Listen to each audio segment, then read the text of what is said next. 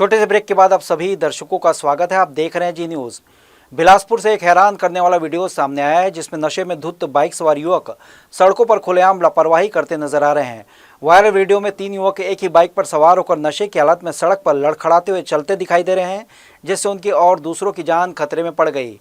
Video में साफ देखा जा सकता है कि युवक तेज रफ्तार में बाइक चलाते हुए संतुलन खो बैठते हैं और चलती बाइक से गिर भी जाते हैं। इसके बावजूद उन्हें न तो अपनी सुरक्षा की चिंता है और न ही सड़क पर मौजूद अन्य लोगों की। इस खतरनाक लापरवाही से किसी भी बड़ी दुर्घटना की आशंका बनी हुई है। बताया जा रहा है कि वायरल वीडियो बिलासपुर के सिविल लाइन थाना क्षेत्र अंतर्गत मंगला इलाके का है। यहाँ न तो युवकों ने हेलमेट पहना और न ही किसी तरह के ट्रैफिक नियमों का पालन किया जा रहा था। खुलेआम नियमों की धज्जियां उड़ाई गई, जिससे ट्रैफिक व्यवस्था पर भी सवाल खड़े हो रहे हैं। इस घटना ने एक बार फिर नशे में वाहन चलाने के बढ़ते मामलों को उजागर किया है। अब सवाल यह है कि वायरल वीडियो सामने आने के बाद ट्रैफिक पुलिस और प्रशासन इस पर क्या सख्त कार्रवाई करता है, ताकि भविष्य में इस तरह की लापरवाही पर लगाम लगाई जा सके। बिलासपुर कोरबा मार्ग पर देर रात एक भीषण सड़क हादसे में तेज रफ्तार कार अनियंत्रित होकर लगभग 40 फीट गहरी खाई में गिर गई। हादसे के बाद कार में आग लग गई, जिससे उसमें सवार 2 व्यक्ति जिंदा जलकर मौत हो गई। मृतक टेंट का सामान लेकर बिलासपुर से ताता पानी की ओर जा रहे थे।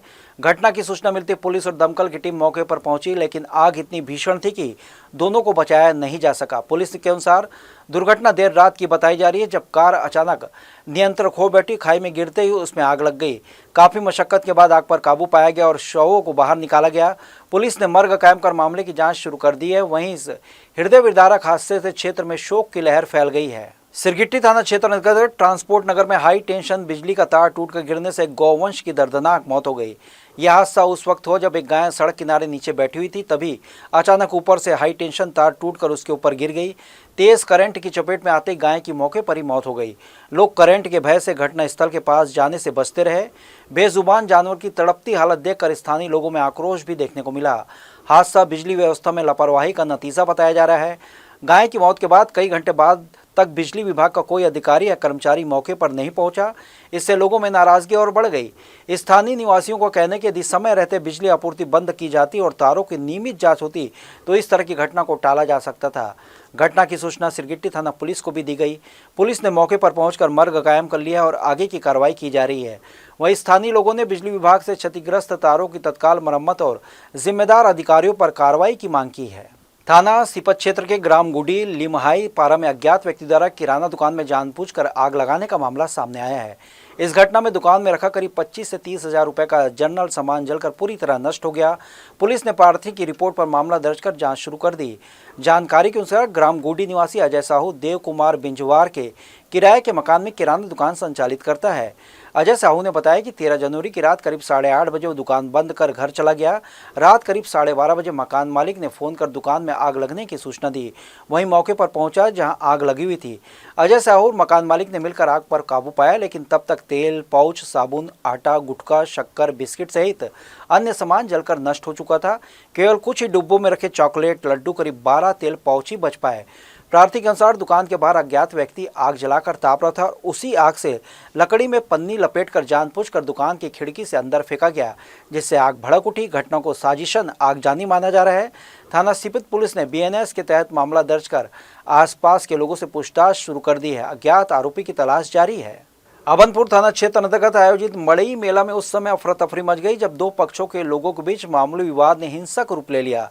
जानकारी के अनुसार गाड़ी को साइड में लगाने को लेकर इनोवा सवार और बाइक सवार युवकों के बीच कहासुनी जो देखते देखते मारपीट में बदल गई। इस दौरान दोनों पक्षों ने एक दूसरे पर लाठी, डंडों और हाथ मुक्कों से हमला कर दिया। घटना में अभनपुर निवासी कैलाश की गंभीर चोटों के चलते मौके पर ही मौत हो गई, जबकि 4 लोग गंभीर रूप से घायल हो गए। बताया जा रहा है कि घायल सभी इनोवा सवार हैं, जिन्हें तत्काल उपचार के लिए अभनपुर के एक निजी अस्पताल में भर्ती कराया गया है। चिकित्सकों के अनुसार घायलों की स्थिति नाजुक बनी हुई है। घटना के बाद एक आरोपी मौके से फरार हो गया, जिसकी तलाश पुलिस द्वारा की जा रही है। सूचना मिलते ही अभनपुर थाना पुलिस मौके पर पहुंची, हालात को नियंत्रित किया। पुलिस ने 100 कब्जे में लेकर पोस्टमार्टम के लिए भेज दिया तथा मामले की जांच शुरू कर दी है। पुलिस अधिकारियों का कहना है कि दोनों पक्षों से पूछताछ की जा रही है और फरार आरोपी की गिरफ्तारी के लिए दबिश दी जा रही है। मड़ई मेला जैसे धार्मिक और सांस्कृतिक आयोजन में हुई इस घटना से क्षेत्र में दहशत का माहौल है। छत्तीसगढ़ सराफा एसोसिएशन ने एक फैसले ने प्रदेश भर में एक नई बहस को जन्म दिया है। सराफा दुकानों में अब बुर्का और नकाब पहनकर प्रवेश पर रोक लगा दी गई है। एसोसिएशन का कहना है कि यह निर्णय पूरी तरह सुरक्षा कारणों से लिया गया है, लेकिन इस फैसले के बाद धार्मिक भावनाओं के आहत होने और सियासी बयानबाजी का दौर भी शुरू हो गया है। दरअसल सराफा दुकानों में लगातार हो रही चोरी की घटनाओं को देखते हुए छत्तीसगढ़ सराफा एसोसिएशन ने आपातकालीन बैठक बुलाई थी। बैठक में प्रदेश पदाधिकारी और संभागीय प्रमुख शामिल हुए, जहां सर्वसम्मति से यह निर्णय लिया गया कि चेहरे ढककर दुकानों में प्रवेश की अनुमति नहीं दी जाएगी। व्यापारियों का तर्क है कि नकाब और बुर्का के कारण पहचान करना मुश्किल हो जाता है, जिसका फायदा उठाकर असामाजिक तत्व चोरी जैसी घटनाओं को अंजाम देते हैं। इस फैसले न सिर्फ नकाब या बुर्का नहीं बल्कि स्कार्फ और हेलमेट और ऐसे सभी पहनावे जिससे किसी की पहचान करना मुश्किल हो, उन पर भी पूरी तरह प्रतिबंध लगाया गया है। दृष्टि को ध्यान में रखते हुए छत्तीसगढ़ सराफा एसोसिएशन ने कल एक बहुत बड़ा निर्णय लिया है। कल ही एक घटना हुई है राजीव नवापारा में, मुंह ढक के चोरी की और डकैती की घटना की गई है। मुंह ढक के जो ग्राहक उपभोक्ता आए हैं, तो देश में जो हालात चल रहे हैं और जिस तरह से बाकी एसोसिएशन ने निर्णय लिया है कि निश्चित रूप से अन्य समुदाय के लोग भी बुर्का का दुरुपयोग करते हुए जो बुर्का पहन के आते हैं एवं मुंह ढक के आते हैं, ऐसे ग्राहकों को, उपभोक्ताओं को हम छत्तीसगढ़ सराफा एसोसिएशन समस्त दुकानदारों को अवगत कराते हुए पूर्ण प्रतिबंध और निषेध किया जा रहा है इस निर्णय के द्वारा, जिससे सुरक्षा में सेंध न लगे। क्योंकि जो बढ़ते भाव के अभी जो समय चल रहा है, बढ़ते भाव में सोना चांदी की जो कीमतें बढ़ रही हैं, तो निश्चित आने वाले दिनों में और भी ऐसी घटनाएं होने की संभावना है। तो इसको ध्यान में रखते हुए हमने बिल्कुल छत्तीसगढ़ सराफा एसोसिएशन प्रतिबद्ध करता है सभी सराफा व्यवसायियों को छत्तीसगढ़ में रहने को कि बुर्का एवं मुंह ढकने आने वाले सभी उपभोक्ताओं का प्रवेश निषेध। सराफा व्यापारियों का साफ कहना है कि इस फैसले का उद्देश्य किसी धर्म या समुदाय को निशाना बनाना नहीं है, बल्कि दुकानों, कर्मचारियों और ग्राहकों की सुरक्षा सुनिश्चित करना है। वहीं इस निर्णय को लेकर सामाजिक संगठनों और कुछ राजनीतिक दलों ने आपत्ति जताई है। कांग्रेस ने आरोप लगाया है कि प्रदेश में अपराध बढ़ने के बाद सरकार असली मुद्दों से ध्यान भटकाने के लिए ऐसे फैसलों को बढ़ावा दे रही है। भाजपा की सरकार बनने के बाद प्रदेश आपराधिक गढ़ बन चुका है। लूट, चोरी, डकैती, बलात्कार, छेड़छाड़, गोलीबारी की घटनाएं आम हो गई है। और राजधानी में जिस प्रकार से अभी पुलिस की रिपोर्ट आई है, उसके बाद जो आपराधिक घटनाएं तेजी से बढ़ा है, ये दर्शाता है। इससे तो महिलाएं भी डरी हुई है, व्यापारी भी डरे हुए हैं, हर वर्ग डरा हुआ है और सराफा एसोसिएशन को सुरक्षा बढ़ाने की मांग करनी चाहिए। जबकि भाजपा ने इसे सुरक्षा के लिहाज से जरूरी कदम बताया। इधर सराफा दुकानों में बुर्का और नकाब पर प्रतिबंध को लेकर मुस्लिम समाज की भी प्रतिक्रियाएं सामने आने लगी हैं। कुछ मुस्लिम युवतियों ने सुरक्षा के मद्देनजर इस फैसले का समर्थन किया है, तो वहीं कुछ महिलाओं और पुरुषों ने इसे गैर जरूरी बताते हुए धार्मिक पहचान के सम्मान की बात कही है। फैसला सही है। अगर कुछ सामान वगैरह आप लेने जाते हैं तो उसको आईडी के प्रूफ में आप अपना फेस दिखाएंगे तो उससे कोई दिक्कत नहीं है। आप बाहर निकल के फिर से आप अपना फेस कवर कर सकते हैं, तो इसलिए मेरे लिए सही है। अच्छा लिया है कि हम सबके लिए लिया कि ज्वेलरी शॉप में बहुत चोरी हो रही है, तो ये निर्णय ठीक लिया है और उसको सबको फॉलो करना चाहिए। अपना फेस को अगर खोल के जाएंगे तो कोई बड़ी बात नहीं है। नकाब पहनना कोई गलत नहीं है। हमारे इस्लाम में दिया गया है कि नकाब पहने, गैर मर्दों से दूर रहे, लेकिन उस चीज का गलत इस्तेमाल करने वाले ही गलत हैं और हर कोई गलत नहीं है इस चीज को लेके। अगर वो सोचते हैं तो ठीक है, फेस वगैरह रिव्यू हर कोई नहीं करते हैं, लेकिन अगर कुछ आईडी वगैरह कुछ बनता है उस चीज के लिए साथ देते हैं हम भी।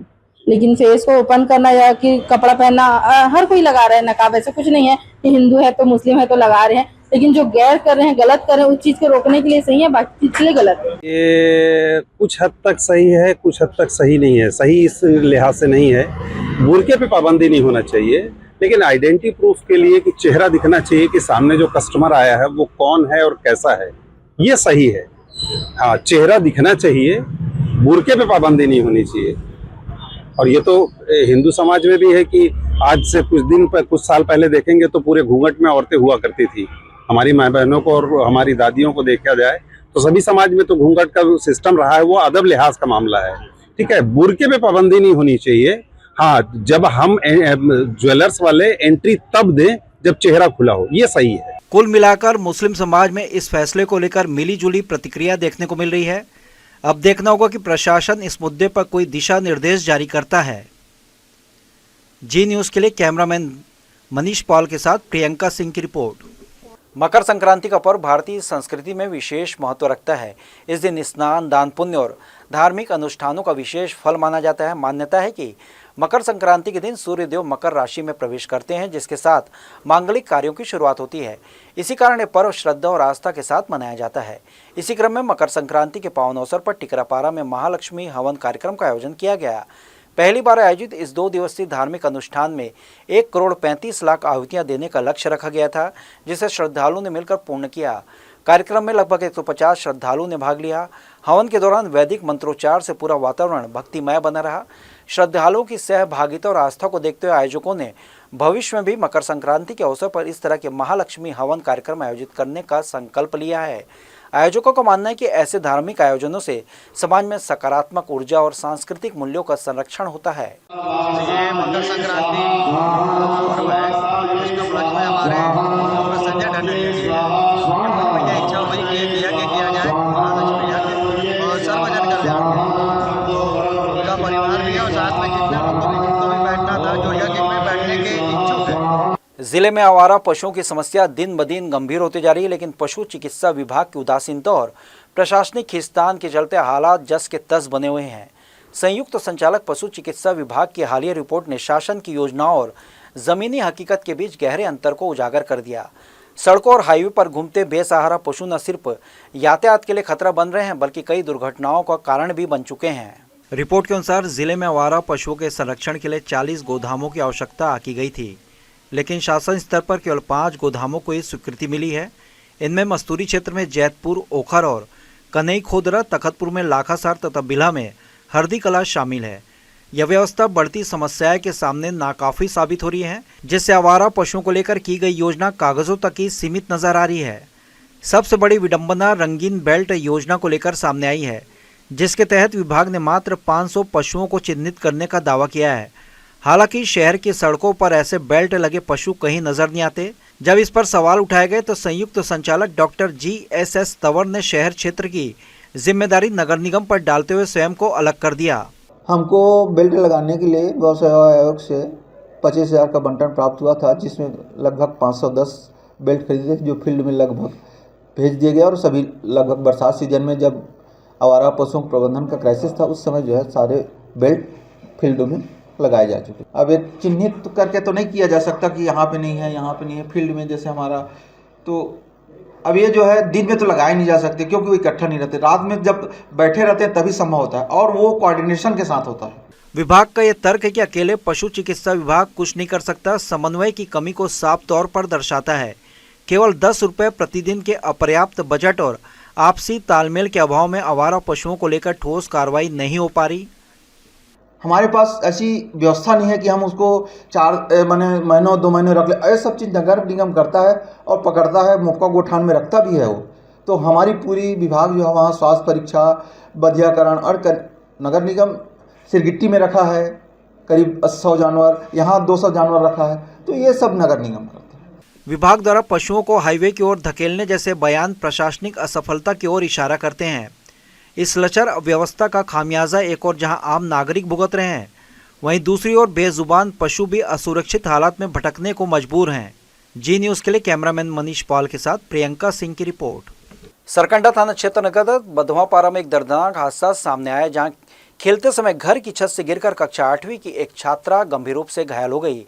हादसे के बाद परिजनों में अफरा तफरी मच गई और तत्काल बच्ची को इलाज के लिए सिम्स अस्पताल में भर्ती कराया गया।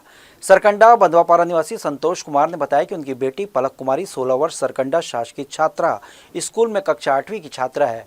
शाम के समय पलक घर की छत पर खेल रही थी। इसी दौरान वो संतुलन बिगड़ने से छत की रेलिंग से नीचे गिर गई। छत से गिरने की तेज आवाज़ सुनकर परिजन तत्काल घर से बाहर निकले, जहां पलक गंभीर रूप से घायल अवस्था में जमीन पर पड़ी हुई थी। परिजनों ने बिना देर किए आनंद फानंद में उसे इलाज के लिए सिम्स अस्पताल पहुंचाया। फिलहाल सिम्स में छात्रा का उपचार जारी है। डॉक्टरों की निगरानी में उसका इलाज किया जा रहा है। वहीं परिजन लगातार उसकी स्थिति को लेकर चिंतित बने हुए हैं। घटना के बाद इलाके में भी चिंता का माहौल है। बच्ची जो है 8th क्लास में पढ़ती है, तो यहाँ किराए में रहते हैं सरकंडा पे, बधवापारा पे। और वो अचानक खेलते खेलते रेलिंग से गिर गई।